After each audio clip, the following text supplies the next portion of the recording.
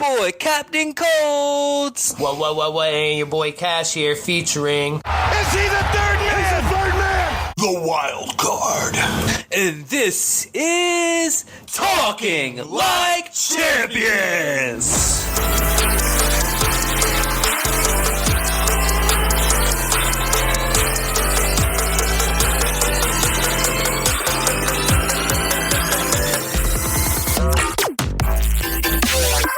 Welcome back to Talking Like Champions. And sorry, everybody, that we failed to get you an episode last week, but your boy Captain Codes was getting married and on a honeymoon.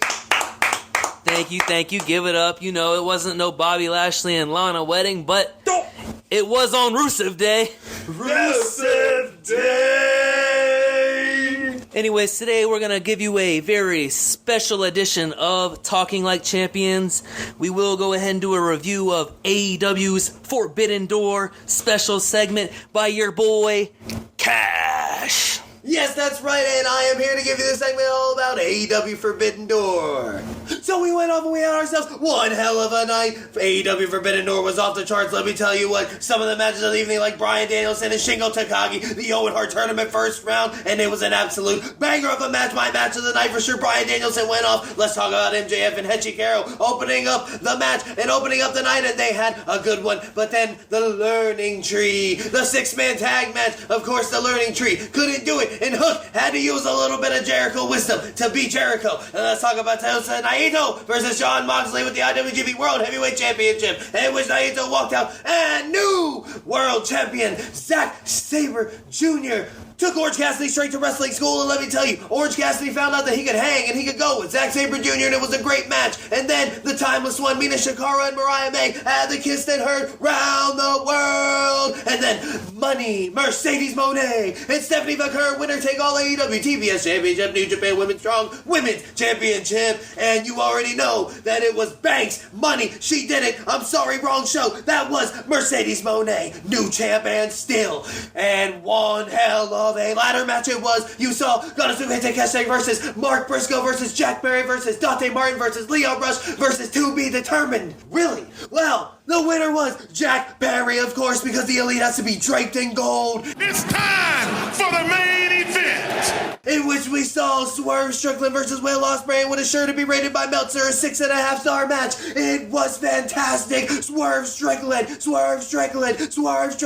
ended up retaining the title and put himself on the map and left a boot print on Ospreay's cheek. And that just about does it for your AEW Forbidden Door review. I am Cash. Carry on, back to our show. And sorry, ladies and gentlemen, we couldn't get our AEW correspondent this week, but we did get to have this segment here with Cash, and that was Giannis has to take a poo-poo! The Greek Freak!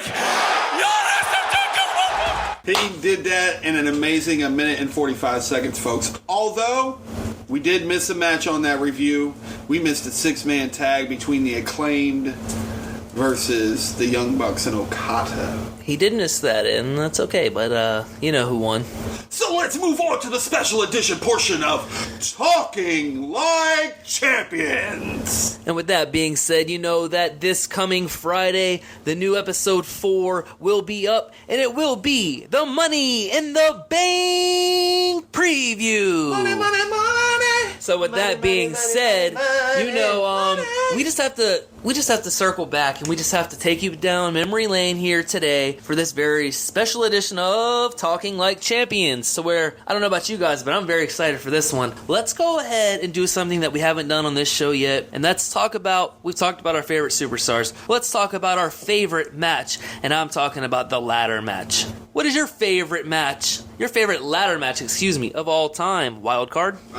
So we're going any variations of the ladder match. I've got two. Yeah, any variation. Two in my mind, but one that's going to stick out to me for obvious reasons because of all the great highlights and moments that have stood the test of time. You have to go into the Houston Astrodome, April 1st, 2001 at WrestleMania 17 because we had a TLC match between the Hardys, between the Dudleys, between Edge and Christian for the WWE Tag Team Championships. WWF. I just gotta fuck with you there. Anyways, And it was screw that panda. And it was a great match, of course. We have that moment embedded into our brains where Edge spears Jeff Hardy off of the 20-foot ladder, DDTing himself, so to speak. What a spot. Thanks to Rhino, I believe. And then we also have, I love it because we had Rhino interfere for Edge and Christian. Yep. You had Lita interfere for the Hardys, and you had Spike Dudley interfering on behalf of the Dudleys. It was a great dog. It was a great match. It's so much fun, even to go back and watch today because it holds up so well. And I just. First of its kind. I wouldn't say it's not the first TLC match, but it's definitely the one where they're basically That match first of its kind. They basically have admitted to themselves, we have set the bar so high, what else can we do here? And I think they accomplished it that night, those 6 guys. Crazy in that era, between that 2000, 2001 era, like how many times those 3 guys, with also APA and back then Road Dogg. A lot of good Billy tag Gunn. teams, and that's what a lot of people like to, talk about the current product. And like we've already talked about on this show previously in episodes 1 and 2, if you haven't checked it out, but the Wildcard's biggest gripe with WWE today is they like to get a tag team together and then do what? Break them up! Exactly. And that wasn't the case really, back in the day, but not to get off topic, we will go ahead and give an honorable mention to the very first ladder match with Shawn Michaels and Razor Ramon. It wasn't the greatest match in the world, but, again, much like RVD, it was one of a kind. Cash, what about you? What was your favorite ladder match of all time? I think I know what you're going to say here, but let me just see. Of course, I'm biased, but honestly, the match as a whole is great, and we're coming up on SummerSlam season right now, so I'm going to stick with it. You already know. Viva Del Rasan! Oh, Eddie Versus the Man of Mask. Yep, versus the Man of Mask, Rey Mysterio. SummerSlam 05 for the custody of Dominic. Now, this is the culmination. Also, fact alert here, this was Rey's last match one-on-one in any form with Eddie before his passing as well. So I know this match holds dear to Rey as well. His favorite of all time, I'm sure. I believe so. I'm sure. No, it was the end of a very, very, very, very personal rivalry. Obviously, watching them team together, be best friends, and growing love for each other, showing their real love as a family outside of the business on screen, then leading to the Eddie turn, and then going through every match, every bloodbath, every little minuscule of hatred between either man now culminates in this incredible ladder match to where Rey's son is now involved. You see this little boy who sits in the stands, and all of a sudden he's actually a part of this, match itself, not one of the greatest ladder matches ever, but they had great spots, and it was all about Vicky coming in the end and doing the right thing, knowing that that's Rey's son. Botch it. Yeah. Of course she does. Oh, Vicky. But that's Rey's son. And Excuse me! she was not going to keep Eddie from doing any more hatred and terror to that family. All in all, that match was actually really good. I know there was one spot in there where they fell off the ladders really awkwardly. Either man about broke their neck, broke their leg, or something. But that's the love of a ladder match. It's absolutely fucking chaotic. And I'll go a little off wall with mine, but it was Raw 2002. It was the Dead Man. The American Badass at the time. The Undertaker taking on. It wasn't an up-and-comer because much like the wild card mentioned here with the Hardy Boys, Jeff Hardy now getting to show his solo Getting premise split up by the brand split was it was great for him because ultimately it's what put him to the next level and pushed him to the main event scene, and Undertaker picking him up, showing that respect at the end of the match. That was just something, and I was just like, I always knew who Jeff Hardy was. That was but watching that match, I was like, man, Jeff Hardy can't be a single superstar. Like, he needs Matt out there, you know what I'm saying? Watching that match, I was just like, damn, this kid really held his own with arguably the greatest of all time, The Undertaker. title on the line as well, so big opportunity for Jeff. For the Undisputed Championship. At that point. I love that belt, by the way. That was one of the cleanest championships. V1. Probably my favorite design. V1, baby, Matt Hardy. V1. Let's go! but no. Let's give you a Matt fact here. Yeah, Mac Fact. Mac Fact is this was a big opportunity for Jeff, especially after the first ever draft in 2002. Matt went to SmackDown and got his Mattitude. Shannon Moore, the Mohawk. And Jeff went on to Raw. Now, obviously, not to cut you off from there, sorry, but I have a kind of a question to shoot at you. Who had it better? Would you rather, at the time, have been Jeff coming new on Raw, like you said, due to the brand split, already getting a ladder match, undisputed title shot, or are you going to take the path of Matt and went to SmackDown and became one of the best cruiserweight champions at the time? A title shot, or actually winning, but it being a lower, much lower title? And in retrospect, I'm going to go Matt Hardy because if you I agree. If you remember I on agree those as well. SmackDowns, he was working with the Undertaker. He was working with Brock. He was working with. He was with the bet. He was in the main event, really, but didn't really get But the was cruiserweight opportunity. champion through it, you know? And then also, And ultimately I don't didn't get know- that world title in WWE until it was ECW. So Yep. Also, those segments where Matt was trying to cut weight. Oh, yeah. Oh, yeah, that was man. great. Those were great. Being in the sauna suits, doing the weigh-in and doing the weigh-ins, it was absolutely hilarious. Great entertainment by Matt, and to me, it was for Matt to be able to show more of a character base, which he absolutely nailed, and Jeff was able to.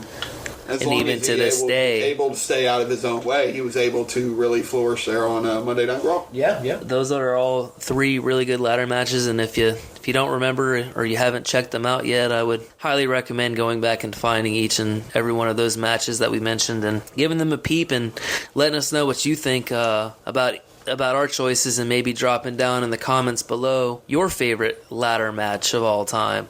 With that being said, the Money in the Bank, what's your favorite Money in the Bank of all time? I'll go ahead and shoot off because I'm a huge candidate for Money in the Banks. Money in the Bank is, I think Money in the Bank, because it's not on WrestleMania anymore, to me it becomes another of the big four. Now you have a big five. And now this is the pay-per-views, in my this is the opinion. 15th Money in the Bank pay-per-view, actually. Yeah, PLE. Sorry, yes. But no, I think you consider it one of the big ones now because it's such a big implication out of the Money in the Bank briefcase and how it's been treated and handled over the years. But I will take it back. I'm not going to go the first. I will go the second. I do think WrestleMania 22, that was the best Money in the Bank ladder match still to this day, in my opinion, because everybody in that match shined. Everybody had a chance to shine. RVD, Finlay, Matt Hardy, Ric Flair. Ric Flair, Bobby oh Lashley, my goodness, that bump he takes Shelton off the Benjamin. ladder. We thought Rick was dead. Yeah, everyone thought he broke his back, but really it was his ankle when he hit the ground off the superplex by Matt Hardy. His leg got flat planted into the ground so hard that thought he broke his ankle.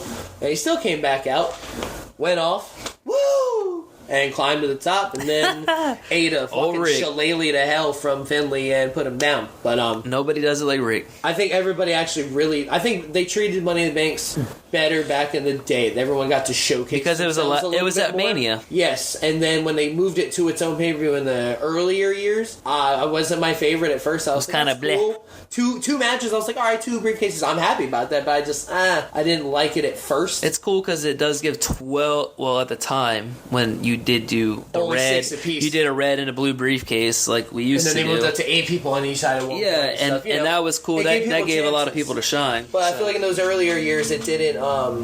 You didn't get everyone a chance to shine. You kind of knew, like when Seth Rollins won, you knew he was going to win at that time. Even everybody was in the match, and you were like, "All right, Seth's already going to win for storylines," and you could pick them all out. Now, in these last few years, they've been doing Money in the Bank. They've been listening to the fans a little more, and I have been going I don't know who's going to win. I actually don't Like know. last year.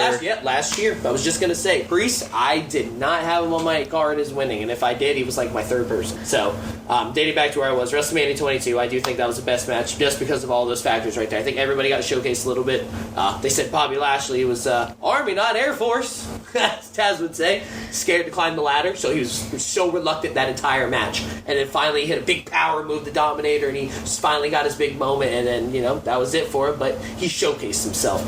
Finlay was great, looked like a street brawler, using the shillelagh for everything. All that was great. Shelton Benjamin, your Money in the Bank, forever Money in the Bank MVP to never win it. Oh. I'll have a gripe about that till I die.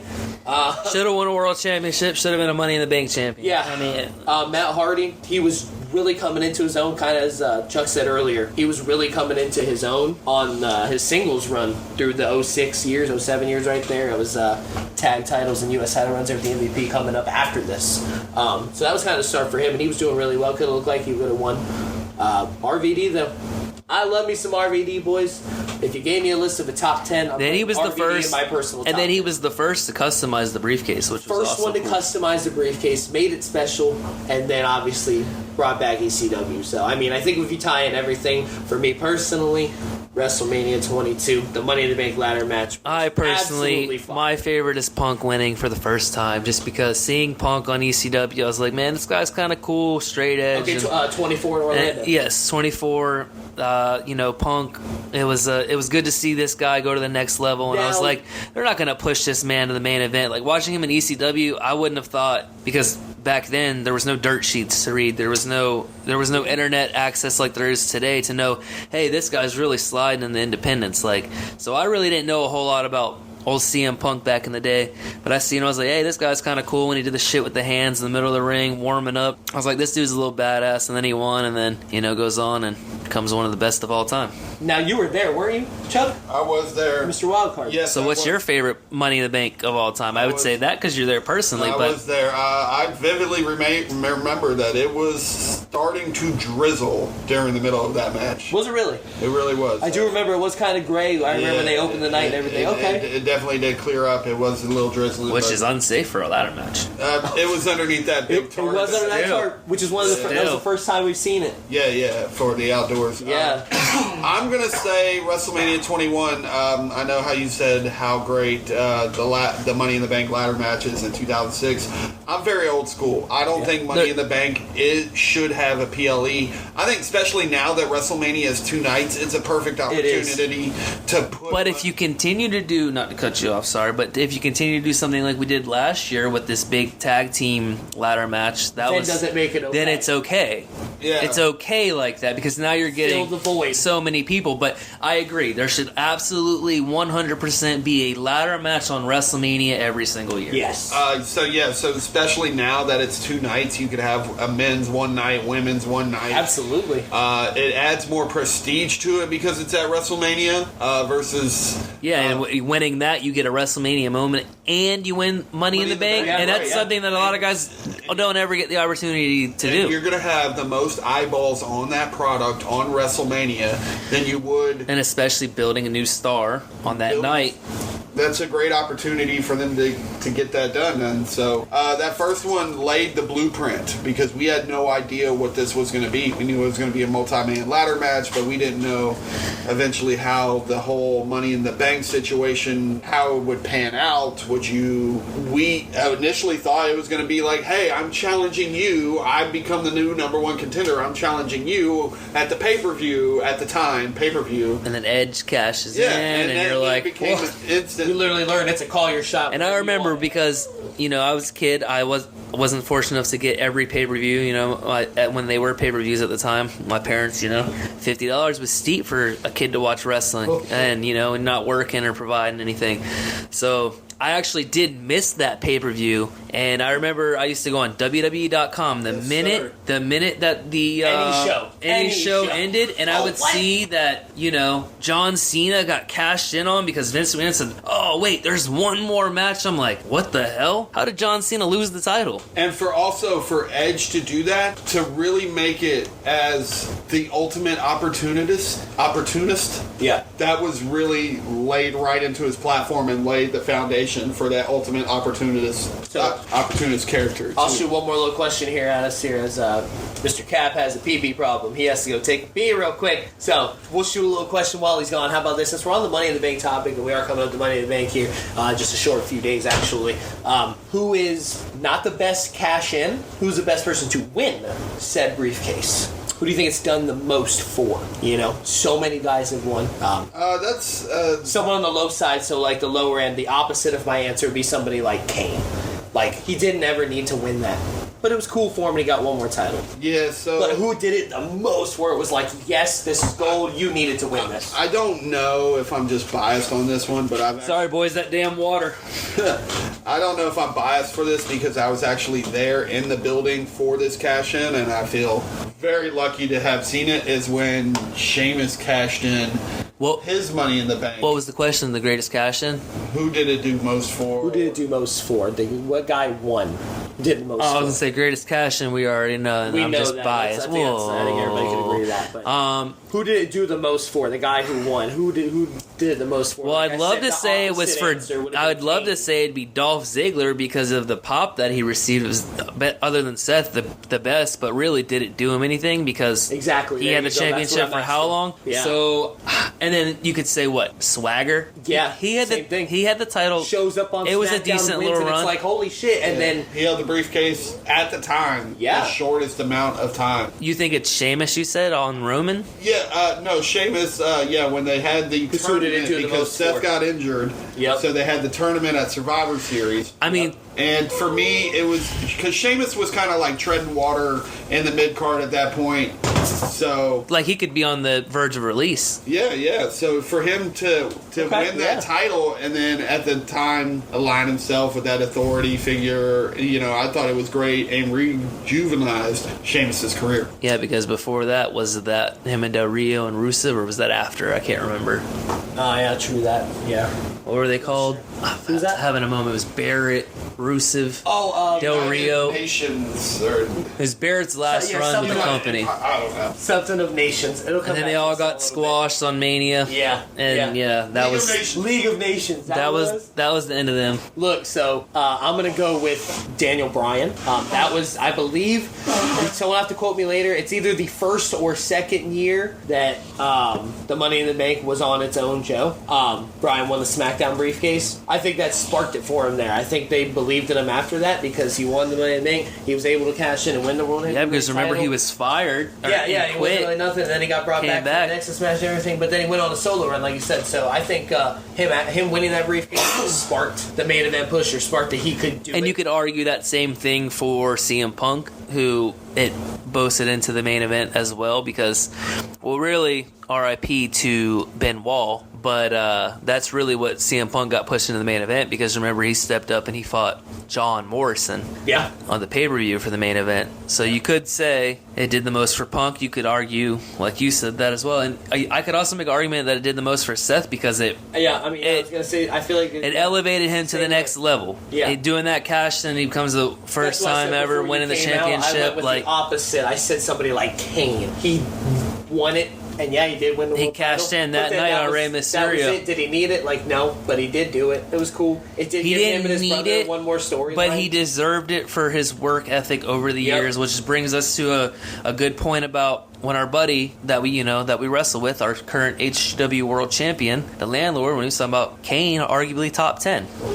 Yeah. Now, I don't think Kane's top 10, but, I definitely say he's top 25. That may be for our next special edition Yeah, something to talk about. of Talking Like Champions. Maybe we can talk about our top 10, maybe our top Yeah. 25. Maybe we can make a collective top 25 between the three of us, and we'll put it in our pecking order, and we'll be able to, break it down for you guys on a future episode. But as far as today, I think we covered everything that we needed to cover. We talked about our favorite ladder matches. We talked about our favorite moments at Money in the Bank. Yeah. And next on Friday, we'll have another episode. Episode 4, we'll have the Money in the Bank review. We'll talk about who's all in the Money in the Bank ladder match and who we think is going to win and walk away. And again, from the competitors that are in it, there's quite a few people that this briefcase could do a lot of good for. So And look. There's some people in that we already know were confirmed for this ladder match. Based on who's in it, from the three of us, I think there's one word that we can all say of who we think the winner of this match is going to be. I mean, come on now. It's got to be One, 2, 3. Yeet! I mean, honestly. Now, there's still a couple spots to be filled, but I I think it's main event Jey Uso, and it's his time. Nonetheless, this match is going to absolutely slap.